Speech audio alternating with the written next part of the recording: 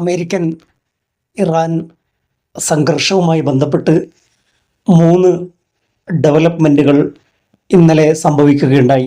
വളരെ പ്രധാനപ്പെട്ട ഒരു കാര്യം, പാകിസ്ഥാൻ സൈനിക മേധാവി ആസിം മുനീർ, ഇൻറ്റീരിയർ മിനിസ്റ്റർ ഉൾപ്പെടെയുള്ള ഒരു സംഘം ഇറാനിൽ എത്തിയിരിക്കുകയാണ്. അവർക്ക് വലിയ സ്വീകരണമാണ് തെഹ്റാനിൽ ലഭിച്ചത്. 2ാം ഘട്ട ചർച്ചയുടെ മുന്നോടിയായിട്ടാണ് അവരുടെ സന്ദർശനം എന്ന് പൊതുവെ വിലയിരുത്തപ്പെടുന്നു.